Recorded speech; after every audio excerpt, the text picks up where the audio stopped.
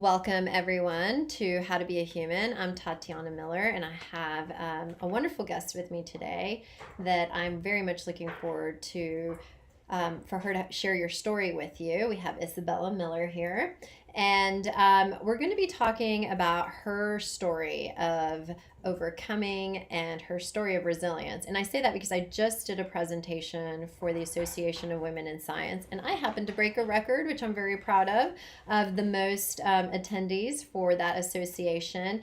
And the reason why I'm so happy is because resilience is definitely a part of all of my clients' stories, but specifically Isabella's story. So we're going to be talking about a lot of really important things, even if you've never been in a situation where you've had pain or had a chronic illness or chronic pain. This is something that you should definitely listen to because there will be somebody in your life that you might want to support or you might want to be able to understand. So we have 51.6 million people in the United States that are living with chronic pain. And this statistic was from 2021. We know now there's more. And we know that 24% of people have been diagnosed with a chronic pain condition. So chronic pain is something that is really, really untangible unless you're experiencing it. So I always say experience and what we imagine it to be are two different things. And oftentimes they're two very different things. So when we know somebody that is experiencing pain or that has had an accident, one of the worst things we can do is tell them that we know what they're going through or tell them to push through. Mm-hmm. So with that said, let's get started with Bella's story of resilience and of triumph. And so it all started almost a year ago, exactly a year ago. Okay, so tell us a little bit about what happened to you and how your journey begins with pain. Yeah, so I went to the Caymans on a vacation, and we decided to go on a little family snorkeling trip, and I jumped in the water, and I was attacked by a barracuda. And that's, yeah, by the way, that's extremely uncommon. 26th person in the world in over, I think it's 150 years. So you've been breaking records too. I have. There we go. So see, there you go. We're record breakers. So I didn't even know this. 26 people in 50 years? 150 years, I think is what it is. Oh, so it's extremely unlikely. Yes. Oh my goodness. It's next to impossible. Wow. Okay. Yeah, you've had people say to you, "Was it your fault?" Yeah, I've had a couple different people ask me like, "Well, if you saw it, why'd you jump in the water?" Well, I didn't see it. I mean, like. Well, I've seen sharks and jumped in the water. I did that in Galapagos because the guide told me that it was safe. Yeah. So, I mean, and I didn't get bitten. Mm-hmm. Okay, so you jump in the water. There's a barracuda, and then what happens?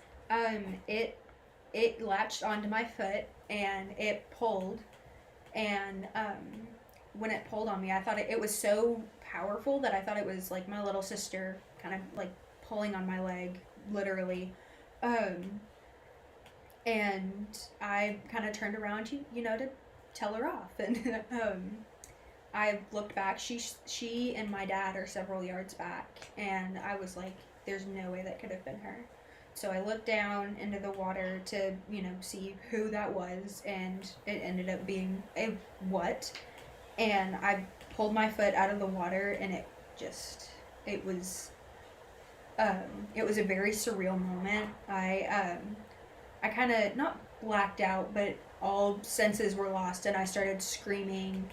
I started screaming for everybody to get out of the water. I started screaming to... So you went into damage control, like making sure people were safe.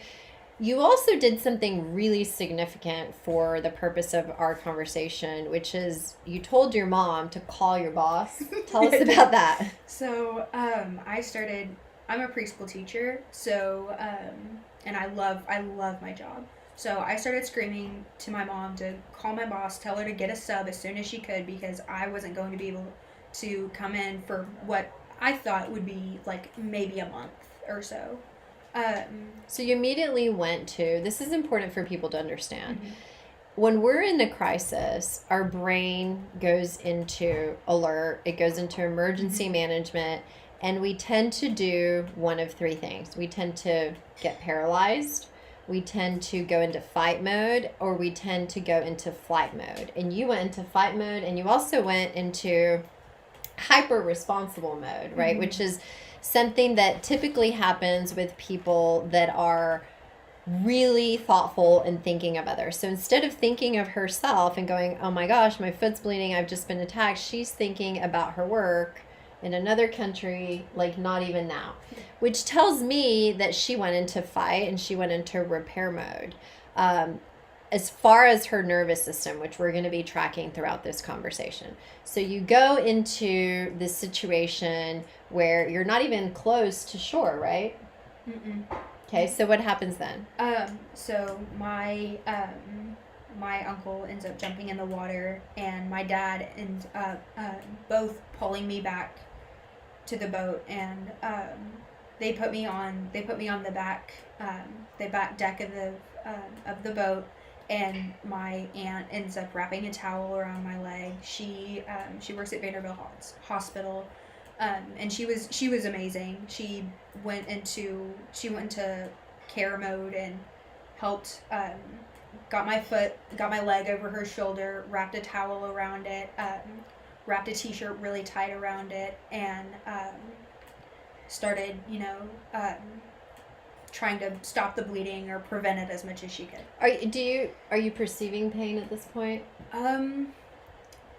Yes. And funnily enough, it wasn't as bad as I thought it would be. But that's because your nervous system is protecting you, right? You're in shock, and so your nervous system is protecting you, and it's sending out all these chemicals to help you get to a place where you can handle the situation. Yes. I shouldn't say I don't remember, but I don't really. I guess I don't really remember being in excruciating pain until I got to the actual hospital in the Caymans. Right. And then the story gets better. So you get to the hospital, and this is the beginning of a lot of people's experience with the medical system. Yes. And this is where I see a lot of referrals for medical trauma or bad experiences in the medical system. So you get to the hospital, and tell us what happens. I got to the hospital, and they wheeled me into a triage room and left. I sat there for, I think it was about 2 hours without my mom, my dad. So you were completely alone. I was literally completely alone. Okay. Every so often I'd see a nurse or I'd see someone walk by, and I just sat there. I didn't have any antibiotics. I didn't have any my foot's just sitting there. So this is where, when patients experience an attack or trauma, we want to make sure that they're comforted, that they're hugged, that they're touched, that they're comforted in a way that they know that they're safe. Because when you are hurting, when you've just been in an accident and you don't have that sense of safety, it keeps our body in a place of fight, flight, freeze. And for you, where do you think you were in that moment? I'm not too sure. I think I was fighting. I think I was, internally fighting. I was trying to, I guess, stay awake, stay conscious. I was trying to figure out kind of where I was, what was happening. I was mentally, I very vividly remember mentally processing what just happened, because at that point I still thought it was a shark. Okay, so your brain is kind of taking in, trying to figure out what's going to happen next. Am I okay? Am I not okay? So you are definitely in fight. Okay, so let's jump to when you find out there's no pain medicine. Yeah. the Cayman Islands are not. I guess the island I was on was not very well stocked with any like pain medications or any very easily accessible things in the U.S. In the U.S. Right, that a lot of times we take for granted. Yes. So, when the nurses and my mom and my dad and my little sister finally come back to the room, they try to give me an IV. I have a very severe phobia of needles. I will kick and I will scream, and my mom still has to sit on me when I get a flu shot. Like, I hate needles. They scare me to death. And so I started trying to tell them, I was like, I am terrified of needles. I was like, I think I was saying, like, please don't hurt me or something. I don't really remember much, but from what I have been told, I was not the easiest person. And I had a nurse tell me to stay still and shut up. Okay, so that was not validating or comforting to you. So at this point, you've been in this accident, or you've been in this attack. You haven't had pain medicine. You've been left by yourself. You've been told to shut up. How is your pain now? Or are you noticing an increase in pain? Are you noticing the pain at all? It was very significant. The pain, like, at that point, started increasing, and it got significantly worse. The doctor / surgeon who came in to, like, assess my foot, I had a tendon exposed in my foot, and he kind of started pulling on it, and he started like peeling at my foot, and with no anesthesia, no pain medicine. No pain medicine. I hope he had gloves on. I still don't know to this day. So what's happening with you is that you're in full-on survival mode. And what I think a lot of people don't realize is that we can survive pretty much anything as human beings. Yes. Would you have ever thought that, like, if somebody had said, hey, if you were in this situation and you're still going to be awake and you're going to be able to take this, would you have thought that you were capable of that? Oh, no. Not in any lifetime would I have ever thought that I was. So do you now see yourself as somebody that is strong?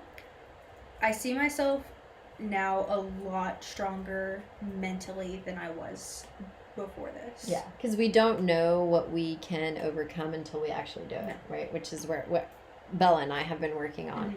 So, okay, so you're still in the Caymans. There's no anesthesia. The doctor's tugging at your exposed tendon. What happens next? I think they wheeled me back to do a debridement, and I fell asleep somehow. Okay. But they did a debridement and literally just put my foot back together in a way that I was able to fly back to the States. Okay. But I remember very well my sister trying to make me laugh the whole time. She's amazing at making me laugh. But she was making TikToks, trying to make me laugh. But I don't remember too much about. Okay. So at this point, probably your brain starts to get a little blurry because you've been in fight or flight for so long, and you're in survival, and things start to get a little bit. A lot of times when people are in shock and have experienced situations like this, there's black moments where they don't quite remember clearly, which is really normal. But I want to go deeper for people that maybe have never experienced this, or if they ever do experience this. Was it helpful that your sister was trying to distract you? Yes. Okay. What other things on the way to the U.S., on the way, to try and get you to a more stable medical environment, what other things were helpful for you that your family was able to do?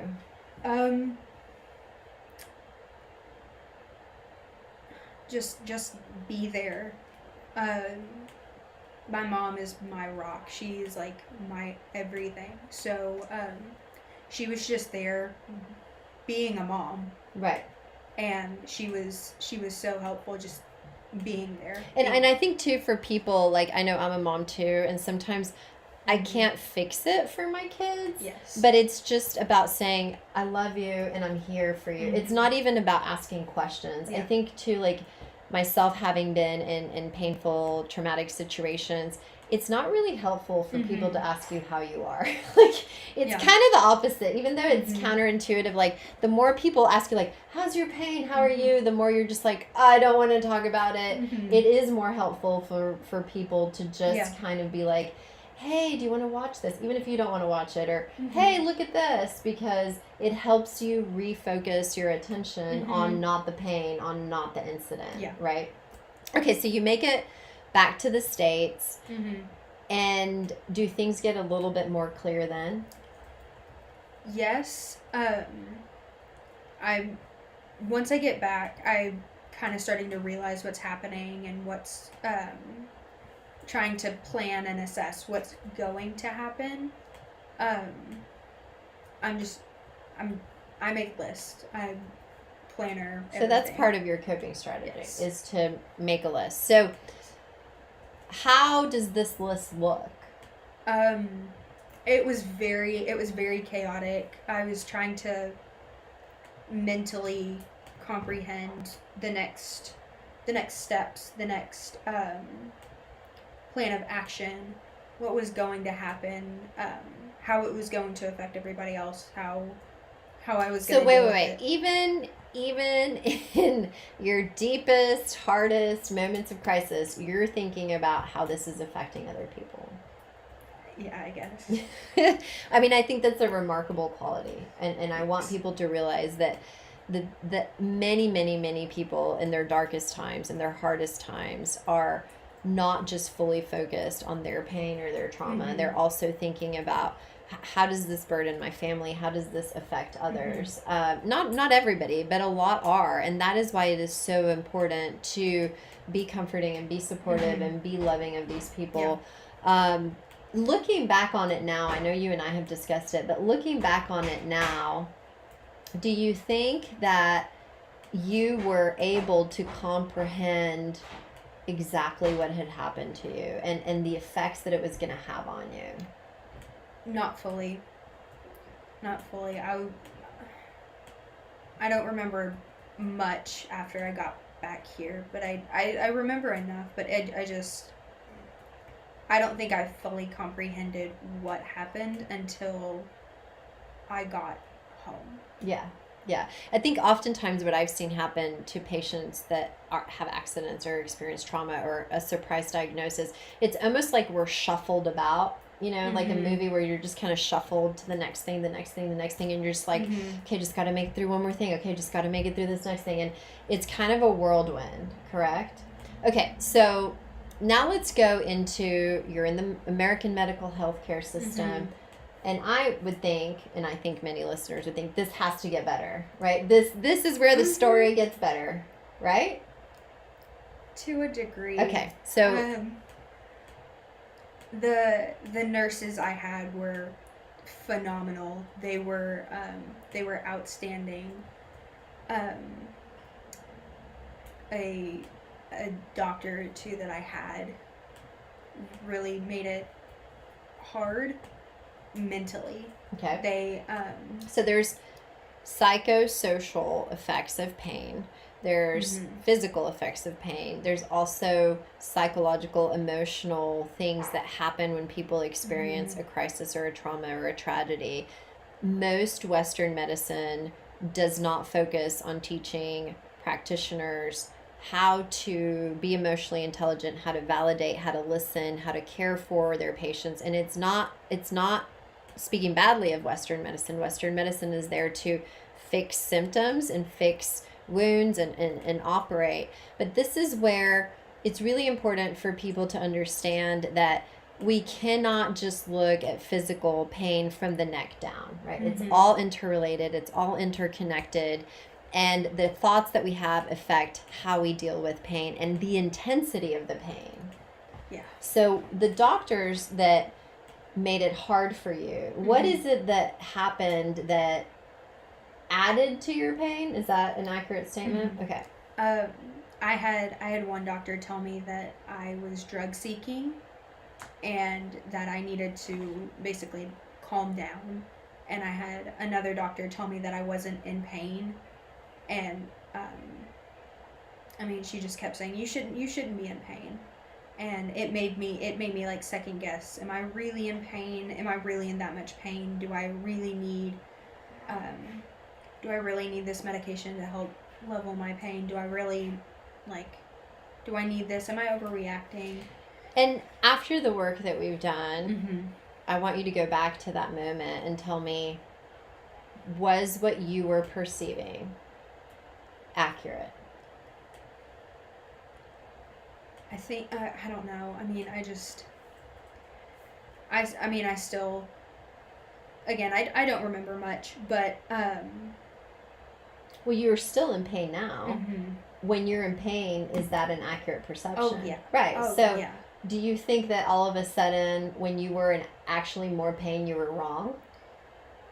Or was it these things that happened where they invalidated you and didn't listen to you and questioned you that make you doubt yourself and your pain? It made me doubt myself so much. It made me second guess everything. I started to think that I was drug seeking, even though You hadn't had any medicine. no. So No. how could you be seeking something that you hadn't had? But a lot of times we don't see the full picture, right? We jump to assumptions, especially when we're working with other people. Okay, so then something starts to happen that's new. Tell us about that. I started, I think it was after my first or second surgery, I started passing out just rapidly. Like, I'd pass out for anywhere from 5 to 10 seconds, and I'd just stop breathing, and then I'd come to for anywhere from 5 seconds to a minute, maybe 2 minutes, and then I'd pass out again. And it happened, like, it happened constantly, and it happened just repeatedly. It happened for hours at a time. It happened for like 2 or 3 days. I couldn't stop. Right. So that's how we come to meet. Mm-hmm. I get a text message from a person that we know mutually, and she kind of gives me a summary of what's going on. And she says, "Do you think you can help?" And I thought, well, yeah, of course I can, because this is my thing, right? Working with pain patients, and I met you, and I remember hearing your story. I remember hearing Bella's story, and I immediately went, of course she's passing out. She's never had a time or a space for her nervous system to deal with all of this, right? She's been stuck in fight, and she hasn't been able to fly away because she's been stuck in the pain. And she's also been told that she's wrong and that she's making it up. And when you put your nervous system in such severe stress for at this point it had been what, 3 weeks, 4 weeks? Yeah, it had been about 4 weeks. So for 4 weeks, she's just being shuffled around. She's going from one place to the other. She's being told she's wrong. She doesn't have medicine. And of course she starts passing out. So the neurologist actually told you, we don't know why this is happening. Yeah, he told me, he was like, I can't really find anything. There's like a 20% chance you could be having seizures. Maybe you are, maybe you aren't. I can give you some medication to help it, but side effects do cause seizures. And I was like, right, what the heck? but he's basically like go home, good luck. Yeah. And so she comes to me, and I immediately realized, like, she's had no space. She's had no space for immobilization, which is where, when we experience trauma, we need to be held. We need to be comforted. We need to shake. We need to let this experience kind of work through us. That's why when we come out of anesthesia, we need to shake. We need to let that paralysis move through our body that anesthesia forces us to have. And so I immediately knew that it was a vascular reaction that was causing you. Anytime we were able to figure it out, anytime somebody touched her foot or went to the site of trauma, her brain just went, and we're out. Yeah. Right?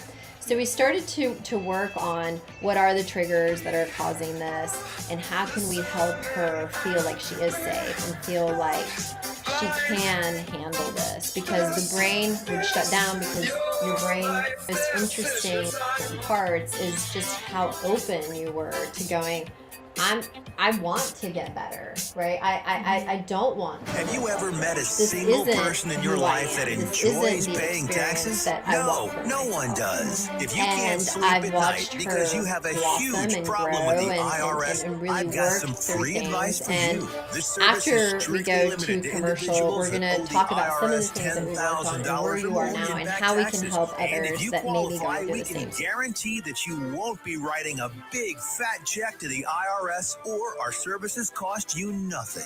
The first 100 people that call today will get a free tax consultation worth $500. Stop worrying about your IRS problem. We can help you, we promise. Call the tax doctor right now. I mean right now, to learn more. 800-240-4587. 800-240-4587. 800-240-4587. That's 800-240-4587.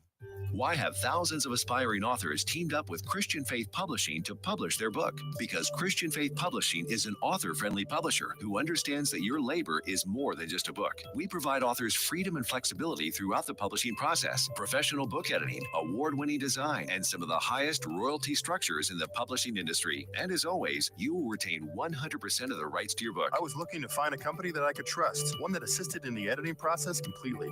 The most important qualities that I was looking for was a publisher who was honest and upfront, no hidden costs or fees, and owning the rights to my own work. Christian Faith Publishing will publish, market, and sell your books in all major bookstores, Welcome online everyone booksellers, as to well as How to Be a specialty Christian Human. I'm bookstores. Tatiana Call for Miller, your and free I have author submission a kit. wonderful guest with me today that I'm very much looking forward to for her to share your story with you. Welcome everyone to How to Be a Human. I'm Tatiana Miller, and I have a wonderful guest with me today that I'm very much looking forward to for her to share your story with you. We have Tatiana Miller here, and we're going to be talking about her story of overcoming and her story of resilience. And I say that because I just did a presentation for the Association of Women in Science, and I happened to break a record, which I'm very proud of. Welcome everyone to How to Be a Human. I'm Tatiana Miller, and I have a wonderful guest with me today that I'm very much looking forward to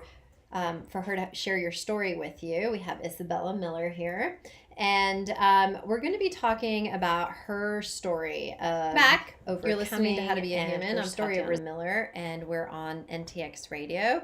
My guest is Bella, and we have been discussing her journey in pain and in trauma. We just got to the part where her and I meet.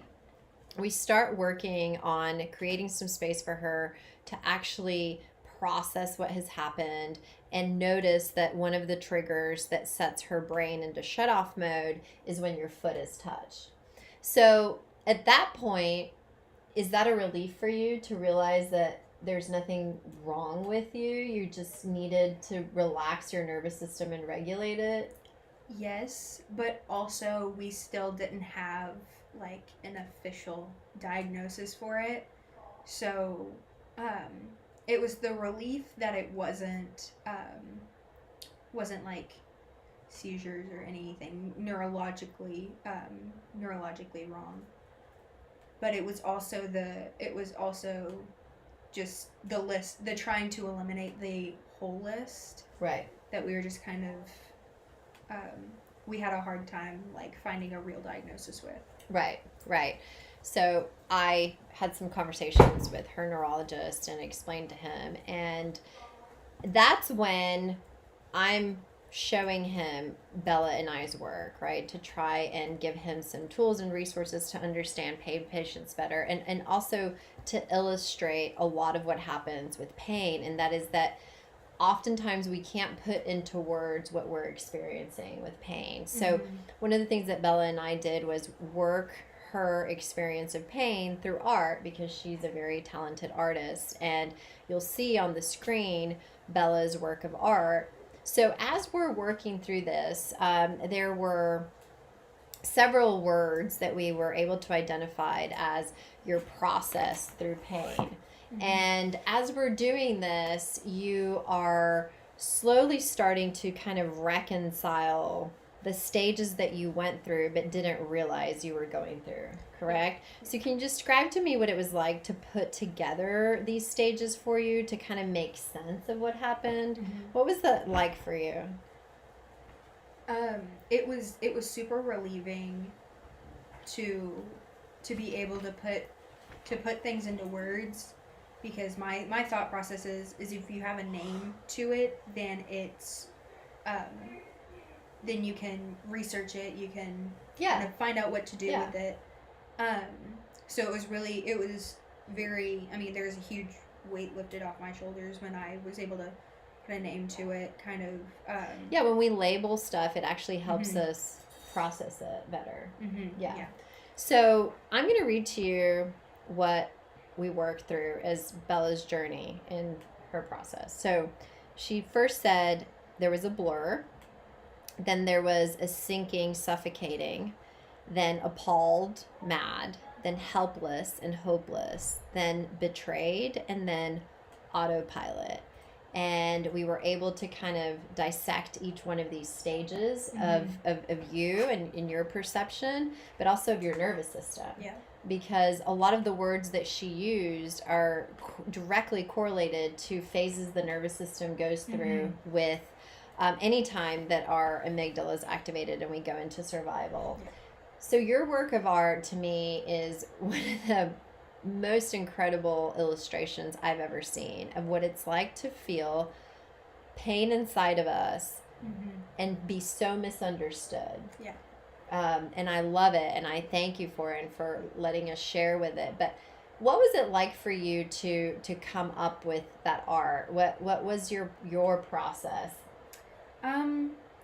I've always loved art, and I saw a video of this woman kind of painting her feelings on, I think it was like TikTok or Instagram Reels or something, and I saw her painting her emotions, and I was like, I wonder if I could do that with pain. I'm a digital artist. I love digital art. So I pulled out my iPad, pulled out my Apple Pencil, and was like... Well, describe to people, because I was not familiar with digital art before you and I started working together. So can you walk us through what that means? Yes. Yeah. So digital art is art done on an iPad or a computer using a designated software system, or using an app that that is designated to this to drawing, creating, just any sort of... I watched you work with it, and be it, I'm not a tech savvy person, but the way I understood is it's kind of like a digital sketch pad. I mean, you're sketching on it the same that I've seen artists sketch on their old school pads, right? Yes. Yeah. So, anyways, I saw this woman painting her feelings, and I think it was some sort of, I think it was depression, I think. But I was like, I want to do that with pain. I want to see if I can depict my pain. And at that time, we were talking about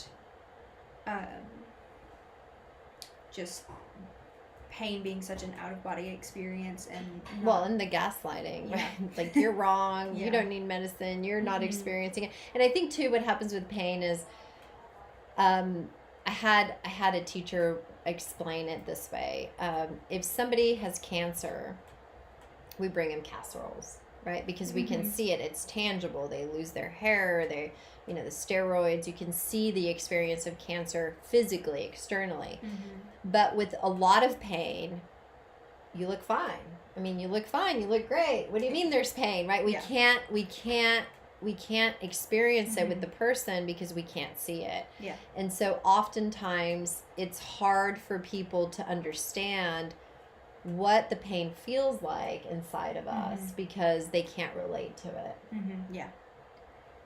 Yeah. So I tried to paint or draw what I thought my pain looked like, and it ended up being the piece that was showed. But it was just such a it, along with the gaslighting, it was just such a I can't even describe it. I don't really remember creating this piece just because I was still so heavily medicated when I created it. But to me, it really shows how mind melting pain can be. To me, that work of art shows us what we can't express.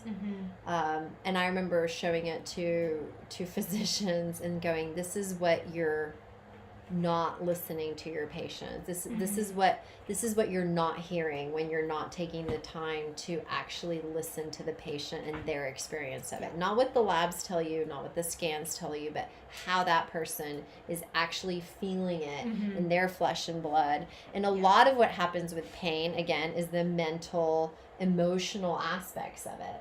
I know from firsthand experience that when we don't feel safe, when we don't feel heard, it increases our perception of physical pain. Yeah.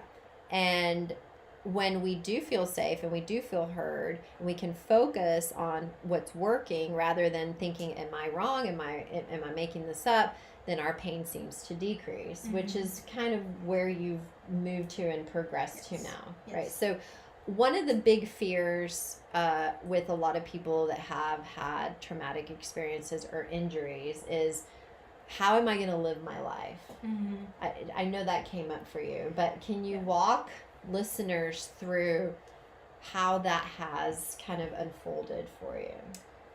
Yeah, so my number one goal after my accident was to get to college. I had been counting down the days. I was so excited. You were on your way. Yes. So you were supposed to have summer, then go to college when the accident happened. Yes. And now it's almost a year later, and you still haven't been able to make it to college. No. Okay. And it was all because of my chronic pain and my CRPS diagnosis. It made it really hard for me to move, to do things. So finding a new normal was, or what I thought would be my new normal, was extremely difficult. And trying to find a rhythm when there were some days where I physically could not move. I could not get out of bed. I would call my mom or call my dad in the middle of the night, like screaming in pain because I physically couldn't regulate the pain. But also that thought of, am I really in pain? Am I over exaggerating? Am I drug seeking? Not drug seeking, but that thought just sat in the back of my head forever. And because when we plant seeds, especially with those kinds of things, for righteous, responsible people like you question yourself. So you we know your family has been a huge player in your support system and in your ability to have people to lean on. But you mentioned briefly in the first half of the show the impact that things like this have on your family. And with that comes you also feeling like you might be a burden to them. Yeah. How do you, or where have you been able to access your ability to express where you are with these mixed feelings of, I do need support, but I don't want to be a burden? So where do you find that sort of harmony between the two? It took me a really, really long time, and I'm still working through it, and I'm still trying to um, convince myself that I'm not a burden, that people are kind enough to want to help me. Um, but what I've found helps is kind of a self assessment as to, can I do this by myself, or do I need help? And Did you trust yourself at first? no, I know that's something we talked not about, at all. like your ability to say, Mhm. I'm gonna try. Maybe I can't, but I'm gonna try, Mhm. right? And I know we created this plan for Mhm. you to kind of ease back into your endurance and your ability to have your own boundaries while having a support net. Yeah. And all of these things, no matter your age, are things that people have to navigate Mhm. when you have things like this happen, where what Yeah. you thought your life was going to be is no longer that. So for a year, you're just kind of floating, waiting Mhm. to see what's next with no real, like, this is my direction. Mhm. So did you think that you were going to be able to make it to college, or were there times where you were just like, I don't think I'm going to be able to do this? I mean, it was pretty evenly split right after my accident, when I was like when I was in the hospital. It's July at this point. I was thinking, okay, college is in 5 weeks, whatever.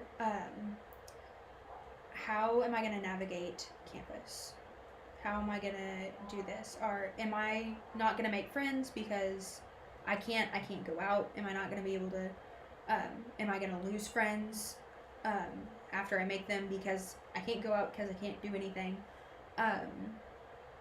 So I was already trying to assess that, and then I made the decision to not go to college and wait a semester, and in January I was gonna go, but I ended up with the CRPS diagnosis, and I ended up getting some nerve blocks, and I ended up needing those um, more than we originally thought, and that's what we think started causing the convulsions. And my first convulsion was right after my first nerve block, so we decided to not go, and I stayed here, and I've been dealing with that since. But just trying to figure out and assess how I was going to get there and how I was going to get back to that new normal was really hard. Right. And I think you and I have had several discussions on, like, well, what is normal? Mhm. What does that even mean?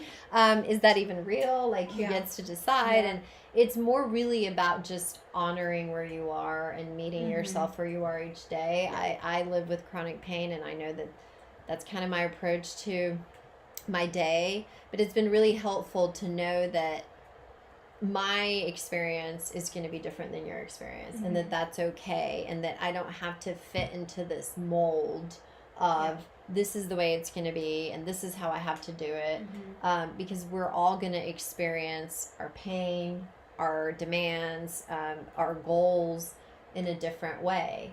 So now you're getting ready to go to school, but that doesn't mean that it's all magically disappeared. Yeah. Right? There was yet another instance a couple months ago when you kept telling me, I have this back pain, I have this pain right here, and you kept showing me, and you kept saying, in the PT and the this, they tell me I shouldn't have that, they can't explain it. And I remember thinking, you know, she's pretty in tune with herself. Up until this point, she's been very, very much on point as to what's going on with her, despite the fact that she's told that she's wrong. So I asked Trip, I said, maybe he can help us, right? And I remember you'd been dealing with this for months, right? Trying to figure it out. So I call him into my office, and this is my husband. I call him into my office, and I'm like, hey, she has this pain here on her back. Do you think you can help her with the laser? So tell him what happened. So, I had been, like Tatiana said, I've been dealing with this back pain for months, and I had several different doctors tell me it was phantom pain, that it was that I was just sore, or maybe I was sleeping wrong and just kind of making up excuses. But Mr. Tripp came in here and I told him, and he was like, "Oh, that's where your dermatomes are." And I was like, those are the nerves that run the lines, that kind of pathways that your nerves run through your body. And he was like, "Oh, your attack was in the bottom of your foot. That the dermatome line goes right exactly to where you were pointing." So I remember watching her face. I was like, "Are you kidding?" Yeah, you're like, "This is real. I'm right. This is actually what's happening to me." And I was so happy for her, because she felt, I saw it, like the ability for you to go, okay, this is real, and there's a reason for it. And that's what happens when we listen to a patient. That's what happens when we really listen to what a person is. People always tell us their truth and how their body is experiencing something. And I think that's one of the biggest lessons with your story. Like, trust that people know what is happening to them. And so now you've gotten all these things figured out. You've had a year to sort of regain your strength and regulate your nervous system. So where are you now, and how are you going to approach now the chronic pain that you still have? So after finding out what dermatomes were and how they affect my body, I've gotten into a pretty consistent routine of pain management, how I deal with pain, how I mean, what works for you. Yes. That's important, because what works for Bella might not work for me, right? And what works for me might not work for somebody else. But it's this curiosity and this exploration and this going, well, I have to be able to be adaptable and flexible to try different things that has allowed you to find that what works for you. Yeah. And I found an amazing doctor who's been helping me with this. He's incredible. But I've really found what works for me and how I deal with pain, and how to regulate myself if I feel a panic attack coming on, if I feel my pain increasing. What works for me has really been helpful.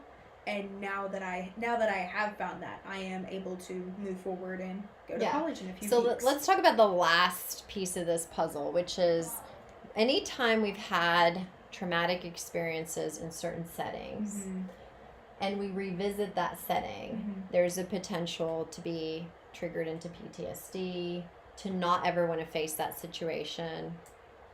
So your 1 year anniversary of your attack was coming up. Your family had planned a vacation to go to the beach. Yep. And I chuckle because you literally can't make this up.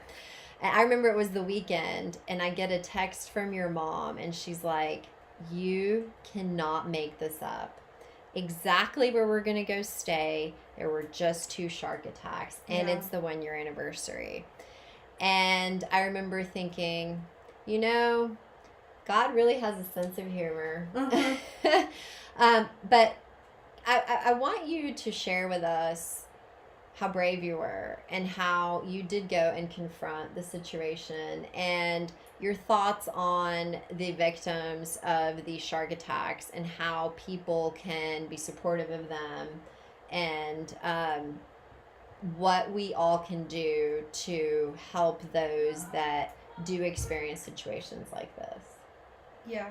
So I was not in any form or fashion excited to go back to the beach. But explain why. I think that's really relevant. Like, it's not that you don't like the beach, because I remember you and I often talked about, like, no, I still like to swim, and I'm not necessarily scared of the water, right? Like, it's more about what? It was more about the fear of it happening again, even though I knew it wasn't. Right. So there's our rational self, which goes, hey, I was 26 in 50 years. It's highly unlikely. And then there's, oh, wait, there were just 2 shark attacks there. Yeah. So that can kind of collide with us trying to talk ourselves through it. Mm-hmm. And it's really normal for us to worry about things happening again when it's happened to us once. Mm-hmm. Yeah. And then it happens again in the place you're going to. It was hard for me to go back. I wasn't really excited to go back, and it was just, like you said, the irrational part of me going, a shark is going to come on land and chase you. And chase me. Yeah. I try to use common sense as much as I can because it's real, and it's a lot of common sense comes from fact. And so it was just me sitting there going, it's not gonna happen. But here in your heart, what is happening? Because our brain can tell us one thing, and then our heart and our intuition can be totally different things. So what's going on with your emotions while your brain's trying to go, wait, the facts are this, and it's probably not going to happen to me again. I had a couple panic attacks, and I did have a couple episodes where I passed out from trying to, because you feel like you cannot handle it, right? So crises in our nervous system happen when we feel like our internal resources cannot meet our external demands. Yes. So you're thinking, if I'm in that situation, I don't know how I'm going to make it through. And your brain goes, and we're taking a break. Yep. Yeah. So it was really hard. It was really hard to get back on a plane. Because now every time I get on a plane, I'm like, last time I was on here, I was barely conscious and sprawled out in the middle of a row, with my foot just in a bunch of bandages. So it was really hard for me to get back on the plane, but after I got there and I was with my family, I kind of started to calm down. But going onto the beach was really, really hard. So walk us through. We have 2.5 minutes. Okay. Is it fear? Is it your brain just going back into memories? It was my brain just kind of reliving, remembering everything. It was, hey, you remember the last time you were on the beach? And it was just that internal fight of, why am I remembering this? And it was that, why, it was, I just sat there and I was like, why am I remembering this? But it's just, it was 1 year, I was at the beach, and it was just, it was not where I wanted to be. It was not where I wanted to be. My mom offered to help me get on a plane and go home at one point because I kept having nightmares. Mm-hmm. I kept having, like, I guess daydreams. Yeah. And I'd just sit there and I'd stare. It's like PTSD. Mm-hmm. Right. Yeah. So are you in a place now where you feel capable of starting a new chapter in your life and being independent and creating your new platform and stage for being where you are? Maybe not perfect, maybe not how you thought you would be entering college, but definitely capable. Yeah. I know now that I am okay, and I have found my new normal, and I've found what works for me. So I've gotten to a place mentally, most importantly, and physically where I am able to say, I'm ready to separate myself. I'm ready to go and start a whole new chapter of my life and do it by myself. Right. Do you feel stronger? Do you feel like you've come into knowing that no matter what happens, you're going to be okay? Grandview to Godly, this is the voice of Johnson County, Joco Community Radio.